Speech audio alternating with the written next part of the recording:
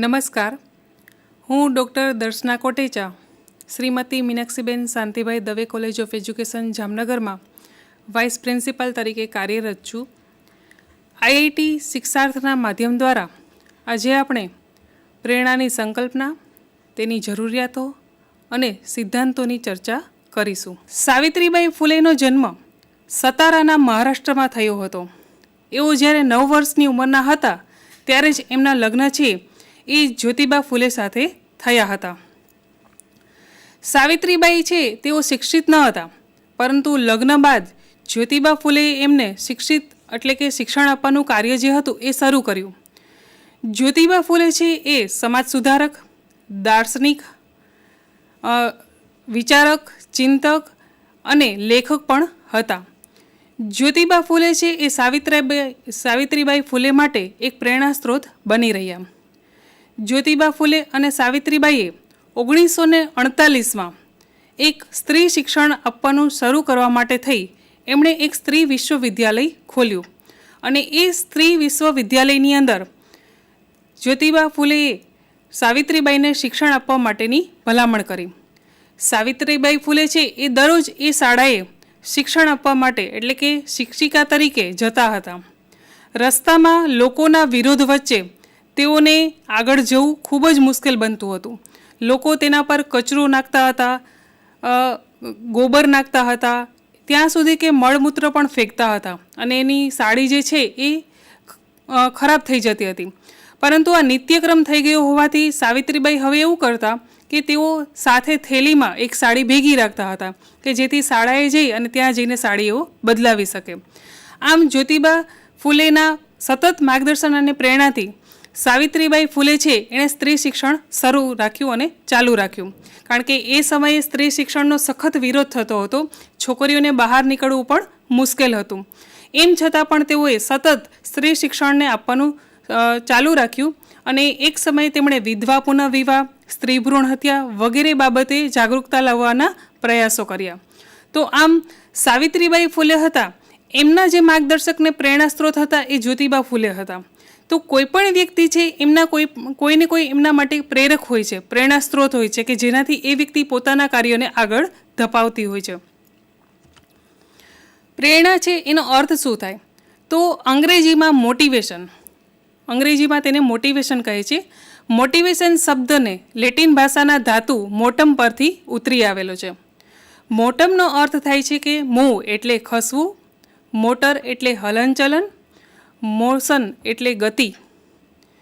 આમ મોટિવેશન શબ્દનો અર્થ થાય છે પ્રાણીને અમુક વર્તન કરવા પ્રેરવું. જેમ કે સાવિત્રીબાઈ ફૂલે છે એ પોતાના જે કાર્ય છે, શાળાએ જવાનું જે કાર્ય અને છોકરીઓને મારે શિક્ષિત કરવી, તો એ બાબત પ્રત્યે તેઓ અડીગ હતા. એ દ્રઢ મનોબળ સાથે એ પોતાના કાર્યમાં આગળ ધપતા હતા. તો એ જે વર્તન કરવા માટે એને પ્રેરતું હતું એ કોણ હતું? તો કે જ્યોતિબા ફૂલે. મતલબ કે પ્રેરક તરીકે જ્યોતિબા ફૂલે છે એ એમને સતત પ્રેરણારૂપ બનતા હતા. વર્તન માટે જે પ્રેરે તે પ્રેરક. એટલે કે અહીંયા આપણે જે ઉદાહરણ લીધું એમાં પ્રેરક હતા જ્યોતિબા ફૂલે કે તેઓ પ્રેરક બન્યા અને તેનું ભાવવાચક એટલે પ્રેરણા. હવે પ્રેરણાની વ્યાખ્યાઓ જોઈએ. પ્રેરક એ એવું આંતરિક ઘટક કે પરિસ્થિતિ છે કે જે પ્રાણીને પ્રવૃત્તિનો પ્રારંભ કરવા અને તે પ્રવૃત્તિ ચાલુ રાખવા પ્રેરે છે. ઘણી વખત એવું બને કે લોકો જુસ્સામાં આવી અને કોઈ પણ કાર્ય શરૂ કરી દે. દાખલા તરીકે કોઈ એક વ્યક્તિ છે કે એને પુસ્તક લખવું છે. એ પુસ્તક લખવા માટેની શરૂઆત તો કરે છે, પણ એ પુસ્તક જ્યાં સુધી પૂર્ણ ન થાય ત્યાં સુધી સતત એ પ્રવૃત્તિ ચાલુ રાખે એ પણ અગત્યની છે. 2-4 પાના લખી લીધા અને પછી એ પુસ્તક મૂકી દીધું તો એ કાર્ય છે એ પૂર્ણ નથી બનતું.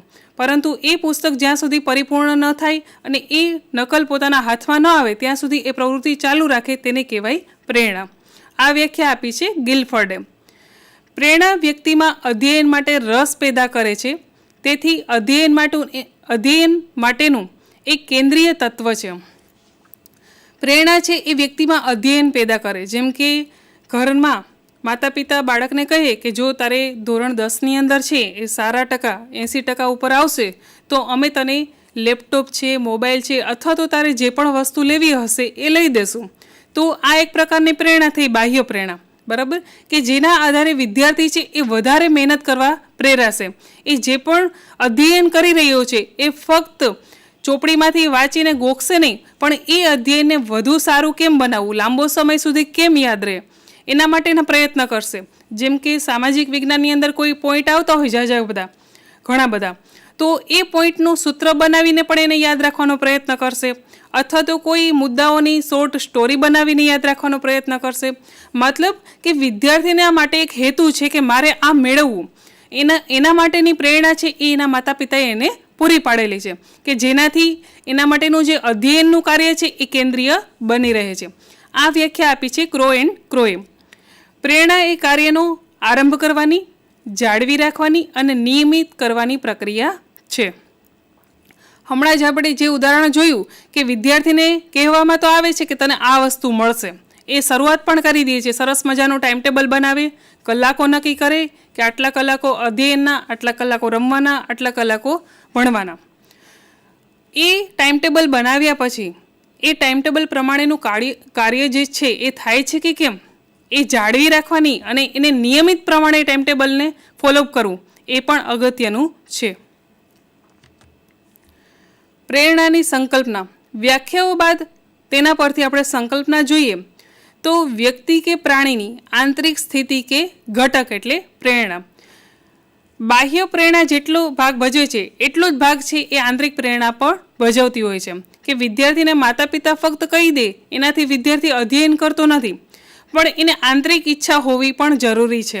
જ્યાં સુધી એમ ન થાય કે ના મારે બેસ્ટ રિઝલ્ટ લાવવું છે, મારે બધા મારા મિત્રો છે એના કરતાં વધુ સારું રિઝલ્ટ લાવવું છે, મારા માતા પિતાનું નામ છે એ ઊંચું કરવું છે અને બધાને મારા પ્રત્યે ગૌરવની લાગણી થાય એવું રિઝલ્ટ લઈ આવી અને સમાજમાં મારી પ્રતિષ્ઠા છે એ ઊભી કરવી છે. આવું જ્યાં સુધી એના આંતરિક પરિબળ ન થાય, આંતરિક ઘટક ઉદ્ભવે નહીં, ત્યાં સુધી પ્રેરણા ઉદ્ભવતી નથી. વ્યક્તિમાં રહેલો ભાવ કે લાગણી. વ્યક્તિમાં જે પણ ભાવ કે લાગણી હોય સારા નરસાનો, એ પણ પ્રેરણા માટેનું એક આંતરિક પરિબળ છે. વર્તનને ચાલુ રાખનાર બાબત. એક વખત દ્રઢ મનોબળથી સાવિત્રીબાઈએ નક્કી કરી લીધું કે મારે છોકરીઓને કોઈ પણ ભોગે શિક્ષણ આપવું છે, તો એ વર્તનને ચાલુ રાખવા માટે એણે ઘણા બધા પ્રયત્ન કર્યા અને અંતે એવું બન્યું કે એ ભારતની પ્રથમ મહિલા શિક્ષિકા તરીકેનું બિરુદ પામ્યા. વર્તનનું નિયમન કરનાર ઘટક. જે પણ વર્તન થાય છે એનું નિયમન, એને જાળવી રાખવાનું જે કાર્ય છે એ પણ અગત્યનું છે. વર્તનને ચાલુ રાખવા શક્તિ પૂરી પાડે. ગમે એટલા અવરોધો રસ્તામાં આવતા હતા, લોકો ગાળો બોલતા હતા, કચરો ફેંકતા હતા, મળમૂત્ર ફેંકતા હતા, છતાં પણ સાવિત્રીબાઈ ફૂલે છે એ પાછળ હટ્યા નહીં. એ પોતાની જે દિશામાં કાર્યરત હતા એમાં જ આગળ વધતા ગયા. એટલે કે એક શક્તિ છે એને પ્રેરણા દ્વારા મળી કે પોતાનું જે વર્તન છે, જે કાર્ય છે એને સતત તેઓ ચાલુ રાખે. મનોવૈજ્ઞાનિક કે શારીરિક બાબત સાથે સંબંધ. જો વ્યક્તિ માનસિક રીતે કે શારીરિક રીતે સશક્ત હોય તો એ વ્યક્તિ છે એને યોગ્ય પ્રેરણા આપીએ તો એ પોતાનું અધ્યયન કાર્ય છે એ સારી રીતે કરી શકે છે અને તેમાં સફળતા મેળવી શકે છે. પ્રેરણાની જરૂરિયાત. શા માટે પ્રેરણા જરૂરી છે? જો સાવિત્રીબાઈ ફૂલેને જ્યોતિબા ફૂલે પ્રેરણા ન આપી હોત તો આજે સાવિત્રીબાઈ ફૂલે જે સ્થાન ઉપર છે એ સ્થાન પામ્યા ન હોત. તો પ્રેરણા છે એ આપણા જીવનનો એક મહત્ત્વનો ભાગ છે. જેમ કે બોર્ડનો વિદ્યાર્થી સારું રિઝલ્ટ લઈ આવે એના પછી એના ભવિષ્યની જે લાઈન છે એ નક્કી થાય છે, તો એના માટે આંતરિક અને બાહ્ય પ્રેરણા આપવી પણ જરૂરી છે.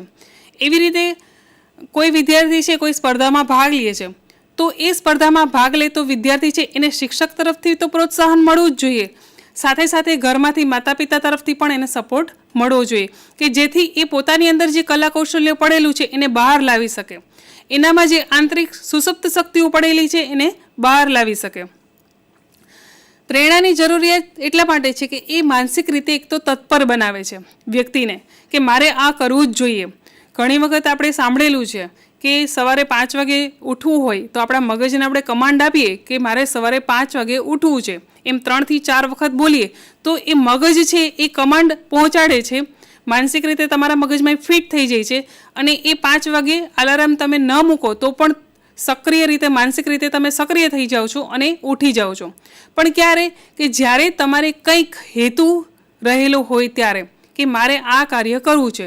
ટૂંકમાં પ્રેરણા છે એ સહેતુક પ્રક્રિયા પણ ગણાવી શકાય. સતત સક્રિય રાખી શકે. અગાઉ પણ વાત કરી કે એક વખત જે પણ ક્રિયા શરૂ થઈ ગઈ છે એ ક્રિયામાં આગળ ને આગળ ધપતા રહેવું, આગળ વધતા રહેવું, તો એ પ્રેરણા છે એ સારી રીતે તમારા જીવનનો એક ઘટક બની શકશે. અધ્યયનને વ્યવસ્થિત અને અર્થપૂર્ણ બનાવે. જ્યારે વિદ્યાર્થીને ખબર છે કે એણે સારું રિઝલ્ટ મેળવવું છે, તો એ વર્ગખંડની અંદર જ્યારે શિક્ષણ આપવામાં આવતું હશે શિક્ષક દ્વારા, ત્યારે એ આડું અવળું નહીં જોવે, મિત્રો સાથે વાતચીત નહીં કરે, પરંતુ જે પણ શિક્ષણ કાર્ય ચાલી રહ્યું છે એની અંદર વ્યવસ્થિત અને અર્થપૂર્ણ અધ્યયન કરશે, કે જે પણ ભાવ કહેવા માગે છે એ સમજવાનો પ્રયત્ન કરશે. પોતાના પ્રશ્નો હશે તો એ પણ શિક્ષકોની સામે રજૂ કરતો થશે. વિદ્યાર્થીના વિકાસને યોગ્ય દિશામાં દોરી શકાય.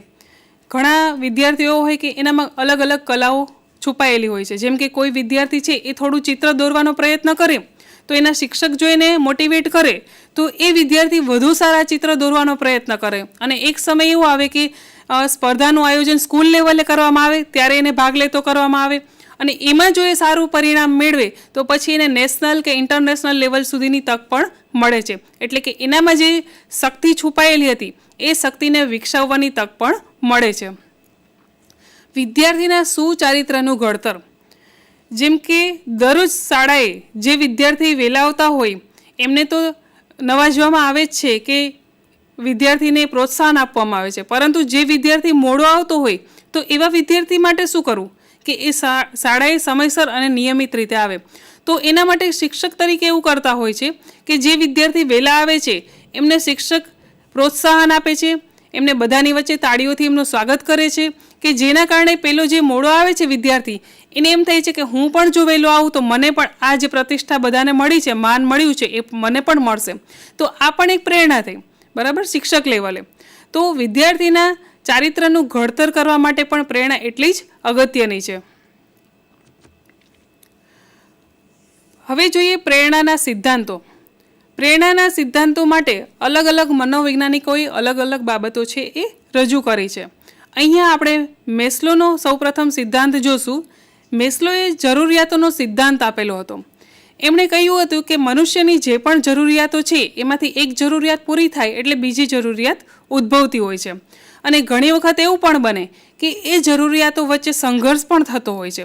એ જરૂરિયાતો કઈ છે એ જોતાં પહેલાં આપણે મેસ્લોનો થોડોક સિદ્ધાંતનો પરિચય મેળવીએ. કે જરૂરિયાત એટલે પ્રાણીના જીવન માટે, તેની તંદુરસ્તી માટે કે તેના કલ્યાણ માટે જરૂરી એવી બાબતોની ખોટ. જે પણ બાબતની ખોટ ઉદ્ભવતી હોય, જે બાબત જરૂરી હોય, એ દરેક વસ્તુનો સમાવેશ છે એ જરૂરિયાતમાં થાય છે. અબ્રાહમ મેસ્લોએ વર્તનના પ્રેરકો તરીકે જરૂરિયાતને ગણાવી છે.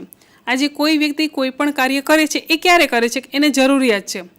દાખલા તરીકે એક સામાન્ય ઉદાહરણ લઈએ કે બારે તમે જોતા હશે કે લોકો કામ કરવા માટે જાય છે. એ મજૂરીનું કામ હોય કે પછી મોટી મોટી ગુણીઓ ઉપાડીને જતા હોય છે, બરાબર. તો આ બધું શા માટે છે? એ શા માટે આ કાર્ય કરતા હોય છે?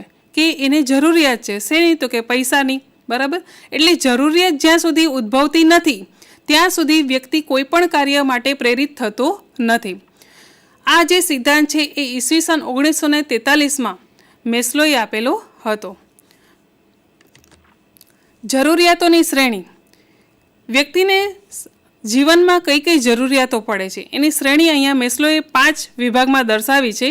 એમાં પ્રથમ છે શારીરિક જરૂરિયાત, બીજી છે સલામતીની જરૂરિયાત, ત્રીજી છે સામાજિક એટલે કે પ્રેમની જરૂરિયાત, ચોથી છે પ્રતિષ્ઠાની જરૂરિયાત અને અંતિમ છે આત્મસાર્થકતાની જરૂરિયાત. એક જરૂરિયાત પૂરી થાય એટલે બીજી જરૂરિયાત ઉદ્ભવે છે. અને ઘણી વખત તો એવું પણ બને કે બે જરૂરિયાતો એકસાથે સંઘર્ષમાં પણ આવે. દાખલા તરીકે સલામતીની જરૂરિયાતની વાત કરીએ તો કોઈ યુવક છે કે જેને સારી એવી જોબ બીજી જગ્યાએ મળે છે, એ જે જગ્યાએ વસવાટ કરે છે એનાથી દૂર. હવે આર્થિક રીતે સદ્ધર બને એમ છે, મતલબ કે એની આર્થિક જરૂરિયાતો છે પૂરી થઈ જાય છે, અને એ સલામતી અનુભવશે. પણ સાથે સાથે એની જે સામાજિક કે પ્રેમની જરૂરિયાત છે એ છૂટી રહી છે, કે પોતાનું પ્રિય પાત્ર છે એનાથી તેને દૂર જવું પડે છે. તો એવું પણ બની શકે કે એક જરૂરિયાતની સાથે બીજી જરૂરિયાત છે એ સંઘર્ષમાં આવી શકે. અને ઘણી વખત એવું પણ બનશે કે એક જરૂરિયાત પૂર્ણ થયા બાદ જ બીજી જરૂરિયાત ઉદ્ભવે એવું જરૂરી પણ નથી. હવે આ દરેક જરૂરિયાતોને આપણે વિસ્તારપૂર્વક જોઈએ. સૌપ્રથમ છે શારીરિક જરૂરિયાત.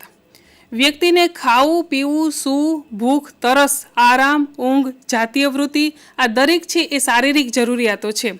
જ્યાં સુધી વ્યક્તિ ભૂખ્યો હશે ત્યાં સુધીને એક પણ પ્રકારનો વિચાર આવશે નહીં. જેમ કે આપણે જોઈએ કે રસોડામાં ઉંદર છે આટા મારતો હોય, તો એ રસોડામાં ઉંદર આટા મારતો હશે ને એ એવું નહીં જોવે કે મને પકડી લેશે તો, કારણ કે એ ભૂખ્યો છે. જ્યાં સુધી એને ખોરાક નહીં મળે ત્યાં સુધી એ સલામતીની ચિંતા કર્યા વગર પહેલાં તો એ ખોરાક શોધવાની ક્રિયા કરે છે.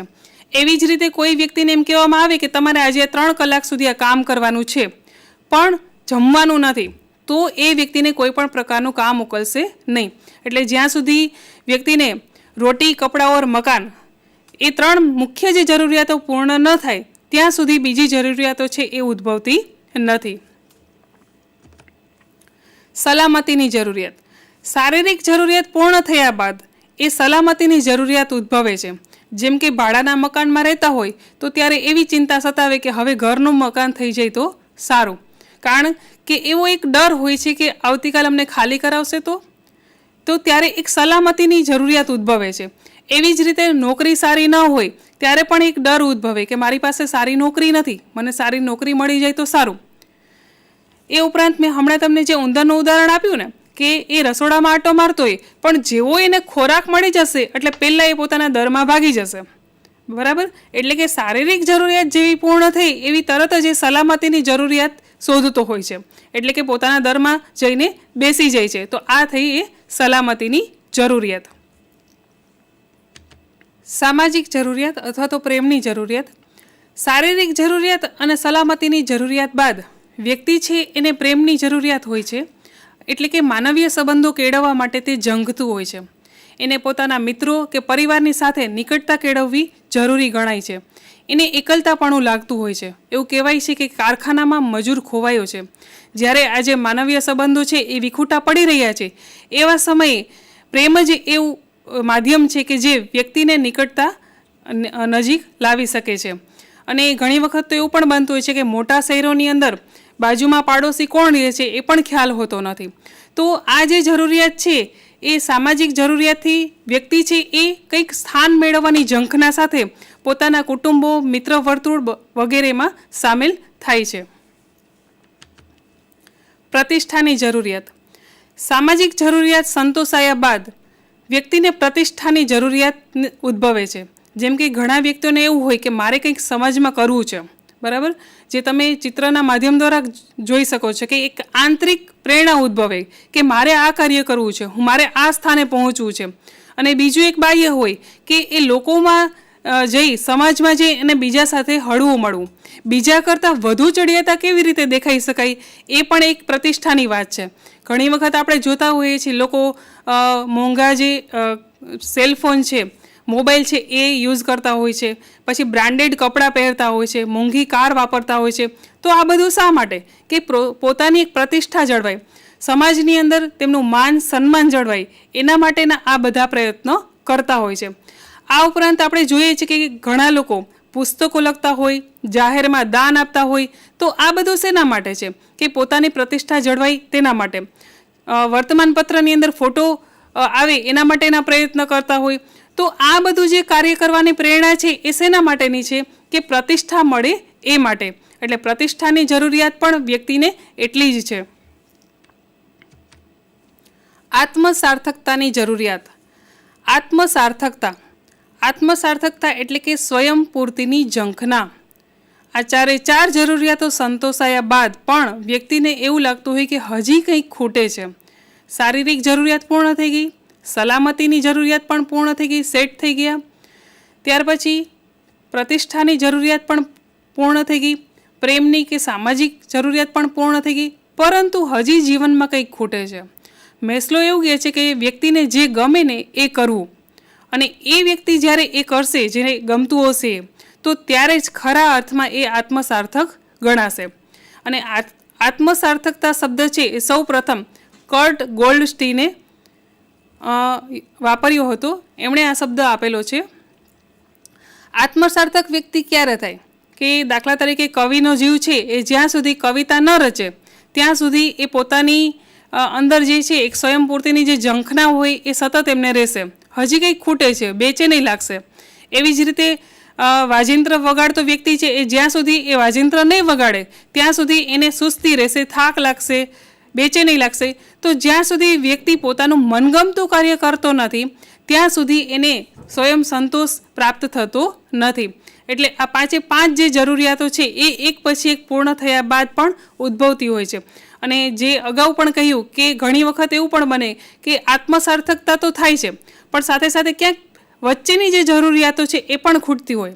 વ્યક્તિ આત્મસાર્થક બની જાય કે પોતાને ચિત્રકામ સારું આવડે છે પણ એ ચિત્ર દોરી લે એટલે સ્વયંપૂર્તિની ઝંખના એ અનુભવી લે છે, પણ વચ્ચે ક્યાંક એને સામાજિક જરૂરિયાત ન મળતી હોય, સલામતીની જરૂરિયાત પણ ન મળતી હોય, આવું પણ બને. એટલે એક જરૂરિયાત છે એ બીજી જરૂરિયાત સાથે સંકળાયેલી હોય છે.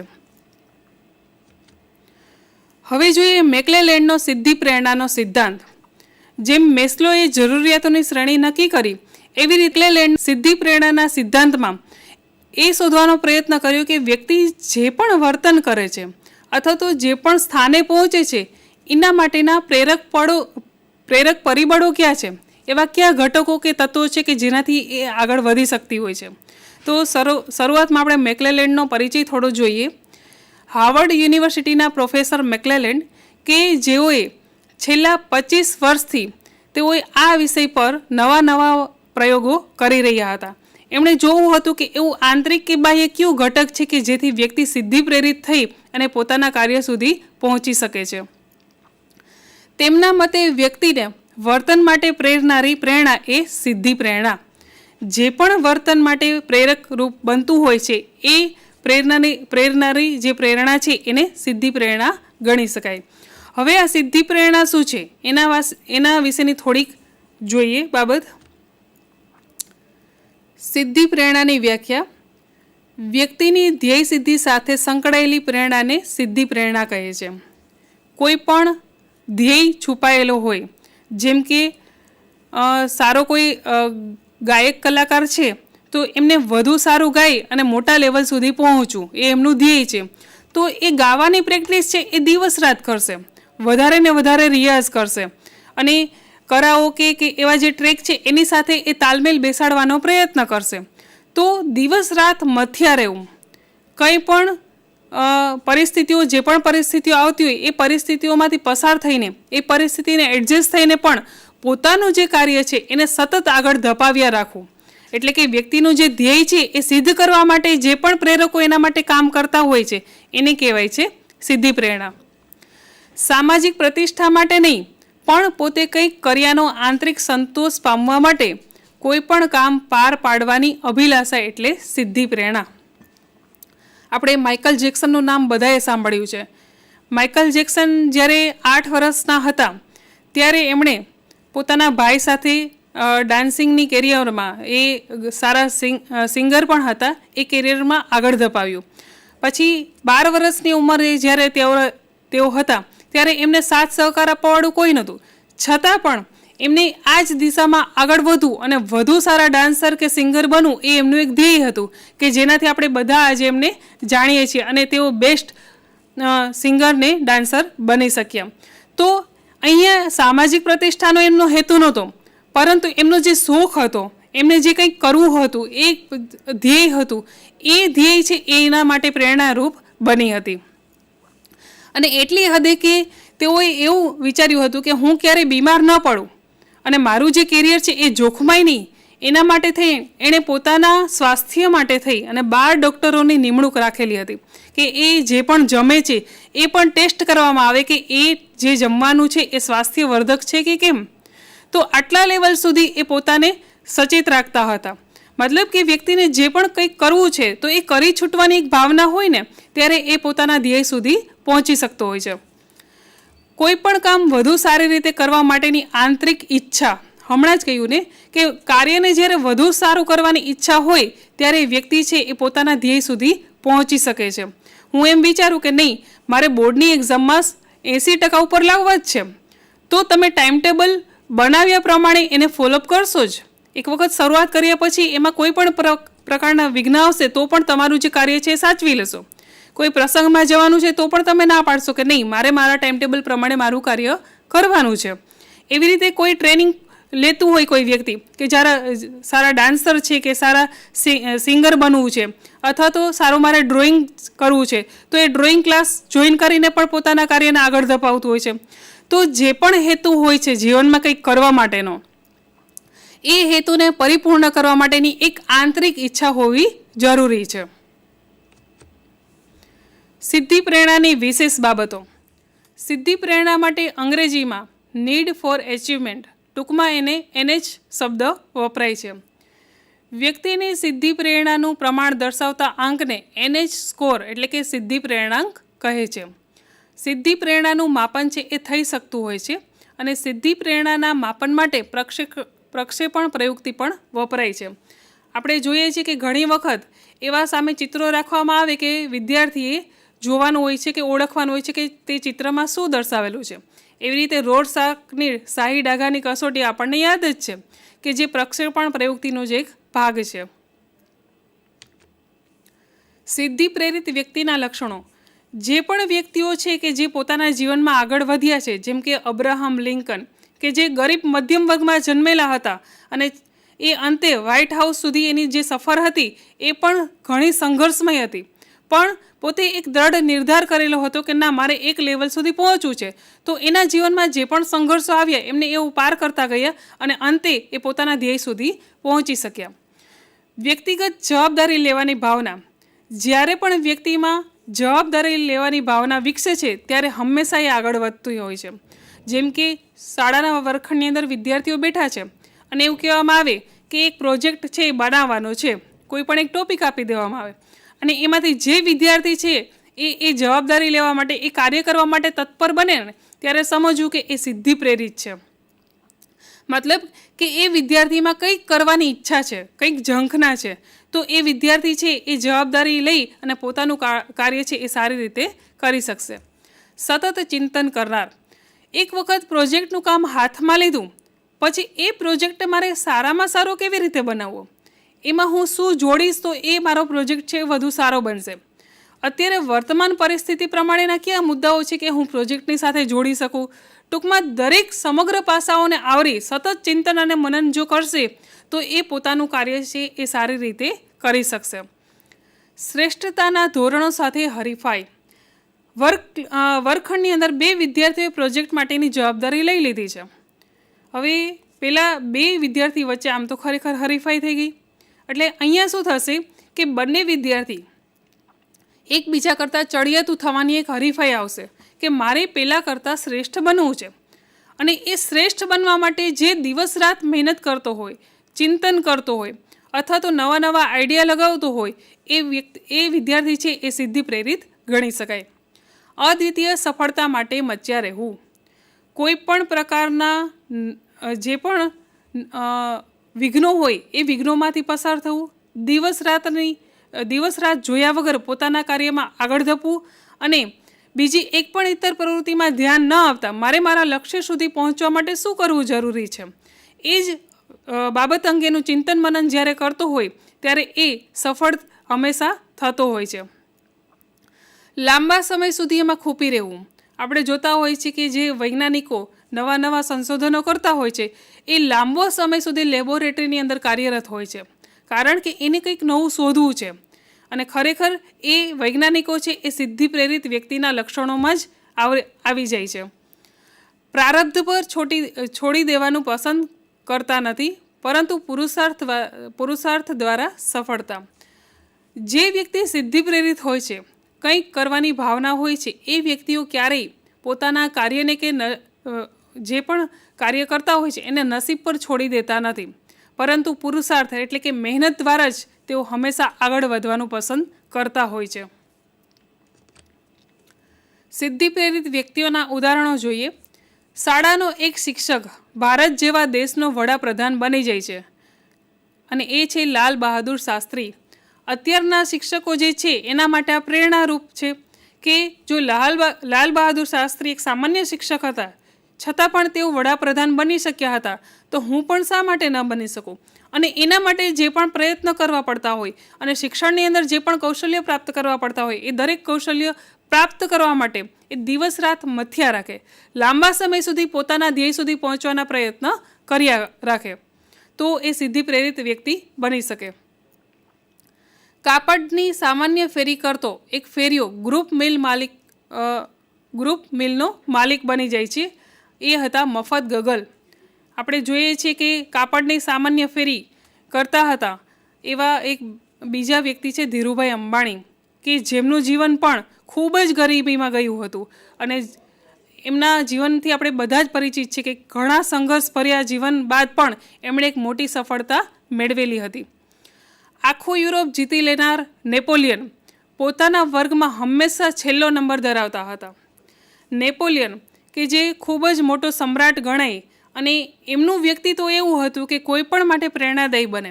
એમનો એક કિસ્સો મને યાદ છે. એક વખત નેપોલિયન છે એ યુદ્ધ માટે જતા હતા. હવે યુદ્ધ માટે જતી વખતે એ પોતાના સૈનિકો સાથે હતા. એ યુદ્ધ માટે જતી વખતે રસ્તામાં એક પર્વત મોટો આવતો હતો, આલ્પસ પર્વત. એ આલ્પસ પર્વત એવો હતો કે ત્યાં ઘણા બધા તોફાનો અને ખૂબ જ એ અઘરો પર્વત હતો કે જે કોઈ એ પર્વત બાજુ જતું એ ક્યારેય જીવિત પાછું નહોતું આવતું. એ જ્યારે ધીમે ધીમે યુદ્ધના મેદાન તરફ આગળ વધે છે તો રસ્તામાં એને એક વૃદ્ધ સ્ત્રી મળે છે અને એ કહે છે કે તમે આગળ ન જાઓ, કારણ કે આગળ છે એક મોટો આલ્પસ પર્વત છે, એ તમે પાર નહીં કરી શકો. એ પાર કરવા જશો તો તમારું મૃત્યુ થશે. એટલે નેપોલિયન છે એ હસે છે અને એ કહે છે કે તમે મને એક ચેલેન્જ આપી દીધો છે અને મને ચેલેન્જને સ્વીકારવા બહુ ગમે છે. તમે ખૂબ જ સારું વાક્ય કીધું છે અને એ મારા માટે છે એક પ્રેરણાદાયી છે. એટલે એ સ્ત્રીએ કીધું કે હું ભગવાનને પ્રાર્થના કરીશ કે તમે જરૂરથી એ આલ્પસ પર્વત છે એ પાર કરીને આગળ જાઓ. એટલે નેપોલિયને કીધું કે હું જો એ પાર કરીને આવું ને તો તમે મારી આ વાત છે ને એ બધાને કરજો. એટલે નેપોલિયન છે એ ત્યાંથી આગળ જાય છે, પણ એના સૈનિકો છે એ ગભરાઈ જાય છે અને તેઓ કહે છે કે અમારે આગળ વધવું નથી, અમારે અમારો જીવ છે એ જોખમમાં નથી નાખવાનો. એટલે નેપોલિયન કહે છે કે કંઈ વાંધો નહીં, એક કામ કરો, તમે બધા મારી સાથે ચાલો. જ્યારે આલ્પસ પર્વત આવશે ત્યારે હું તમને કહીશ. તમે બધાએ આલ્પસ પર્વત જોયો છે? એટલે બધા ના પાડે છે. એ કહે છે કંઈ વાંધો નહીં, આપણે આગળ જઈએ, જેવો એ પર્વત આવશે એટલે હું તમને ત્યાંથી અટકાવી દઈશ અને તમે પાછા વળી જજો અને હું ત્યાંથી આગળ જઈશ. એટલે સૈનિકો છે એની વાત માની અને નેપોલિયનની સાથે તેઓ આગળ વધે છે. ધીમે ધીમે કરતાં વચ્ચે બરફનું મેદાન આવે છે, ઘણા બધા વાવાઝોડા જેવી પરિસ્થિતિ પણ આવે છે, છતાં પણ ધીમે ધીમે ચાલતા જાય છે અને આગળ જતાં પછી એક લીલું ઘાસનું મેદાન આવે છે. ત્યાર પછી આગળ કોઈ જ પર્વત દેખાતો નથી. એટલે એક સૈનિક એમાંથી પૂછે છે કે તમે પર્વતની જે વાત કરતા હતા એ પર્વત ક્યાં છે? એ સામે દેખાય એ છે? તો કે કયો પર્વત? કયા પર્વતની મેં વાત કરી હતી? એમ કરીને હસવા લાગે છે. તો કે આલ્પસ પર્વતની હું વાત કરું છું. તો કે આલ્પસ પર્વત તો ક્યારનોય જતો રહ્યો. એટલે બધા સૈનિકોને આશ્ચર્ય થાય છે કે આપણે આવડી મોટી જે આફત આવવાની હતી આલ્પસ પર્વતની એ પણ ટાળી દીધી. ટૂંકમાં નેપોલિયન છે એને એક આંતરિક પરિબળ હતું, એમનું એ હતું કે કોઈ પણ ચેલેન્જ એમની સામે આવે તો એ સ્વીકારી લેતા હતા. મતલબ કે એવા જે વ્યક્તિઓ છે એ બધા વ્યક્તિઓનો સમાવેશ શેમાં થાય છે? તો કે સિદ્ધિ પ્રેરિત વ્યક્તિઓમાં. અમેરિકાના પ્રથમ રાષ્ટ્રપ્રમુખ જ્યોર્જ વોશિંગ્ટન કે જેમનું બાળપણ પણ છે એ લાકડા કાપવામાં ગયું હતું. તો આમ આવા ઘણા એવા ઉદાહરણો છે કે જે આપણે જાણીએ છીએ. એ દરેક ઉદાહરણો જે છે એ દરેક વ્યક્તિ ગરીબીથી લઈ અને સારામાં સારા પોસ્ટ સુધી પહોંચેલી હોય છે, સારામાં સારું વ્યક્તિત્વ ધરાવતી હોય છે અને મહાન ધ્યેય પૂર્ણ કરી અને પોતે સફળતા મેળવતી હોય છે. સિદ્ધિ પ્રેરણા પર મેકલેલેન્ડનું કાર્ય. સિદ્ધિ પ્રેરણા પર મેકલેલેન્ડે કયા કાર્યો કર્યા છે એ જોઈએ તો માછીમારો, વિદ્યાર્થીઓ અને વ્યાપારીઓ પર પ્રશિક્ષણ કાર્યક્રમો દ્વારા સિદ્ધિ પ્રેરણા વધારવા અંગેના પ્રયોગો તેમણે કરેલા હતા. તેમણે ફક્ત વિદ્યાર્થીઓ સીમિત જ નહોતું રાખ્યું, પરંતુ માછીમારો અને વ્યાપારોનો પણ સમાવેશ કરેલો હતો. પોતાના સંશોધનના નિચોડ રૂપે ઘણા પુસ્તકો તેમણે લખ્યા છે, જેમાં પ્રથમ છે એચિવિંગ સોસાયટી નામનું પુસ્તક, કે જેમાં તેમણે અર્થશાસ્ત્ર અને મનોવિજ્ઞાનના સમન્વય દ્વારા સમાજને સિદ્ધિના માર્ગે કઈ રીતે આગળ લઈ જઈ શકાય તે બાબતનો ઉલ્લેખ કર્યો છે. તેમનું બીજું પુસ્તક છે મોટિવિંગ ઇકોનોમિક્સ એચિવમેન્ટ, કે જેમાં તેમણે પ્રતિપાદિત કર્યું છે કે માનવી પોતે પોતાનું ભાવિ ઘડી શકે છે. આપણે આપણા ઘડવૈયા, બરાબર, કે માનવી ધારે તો પોતાનું ભવિષ્ય છે એ ઉજ્જવળ પણ કરી શકે અને પોતાના ભવિષ્યનો નાશ પણ કરી શકે, એ પોતાના હાથમાં છે. ત્રીજું પુસ્તક છે રૂટ્સ ઓફ કોન્શિયસનેસ, જેમાં મનુષ્યમાં રહેલા સિદ્ધિના ઈરણને લેખકે મનુષ્યના વિચારમાં સિદ્ધિની કેવી કેવી સંકલ્પના કે આકાંક્ષા હોય છે તે બાબત દર્શાવી છે. સિદ્ધિના ઈરણ એટલે કે કોઈ પણ પ્રવૃત્તિને પ્રેરણા આપનાર તત્વ, કે જ્યારે કોઈ એવી પ્રવૃત્તિ તમે શરૂ કરો છો અને એમાં જો કોઈ ઈરણ ન હોય એટલે કે પ્રેરક ન હોય તો વ્યક્તિ છે એ પોતાની પ્રવૃત્તિ શરૂ તો કરશે પણ અંત સુધી પહોંચી શકશે નહીં. જેમ કે નાનું બાળક છે એ સરસ મજાનું કાગળમાંથી કામ કરી રહ્યો છે, કંઈક સારું બનાવી રહ્યો છે, અથવા તો પૂઠાનું ઘર બનાવી રહ્યો છે, તો એ પૂઠાનું ઘર બનાવવાની શરૂઆત કરે છે, પણ જો થોડાક પણ એને પ્રોત્સાહન આપવામાં માતા પિતા કે શિક્ષક છે મદદરૂપ થશે તો એ પોતાના કાર્યમાં વધુ સારું કરશે અને એ પૂઠાનું ઘર છે એ મારે વધુ સારું કેમ બનાવવું એના માટેનું સતત ચિંતન અને મનન કરશે. તો આજે આપણે અહીં પ્રેરણાની સંકલ્પના, જરૂરિયાત અને મેસ્લો અને મેકલેલેન્ડે આપેલા સિદ્ધાંતોની ચર્ચા કરી. આશા રાખું છું કે આપને આજના મુદ્દાની સમજ હું આપી શકી હઈશ.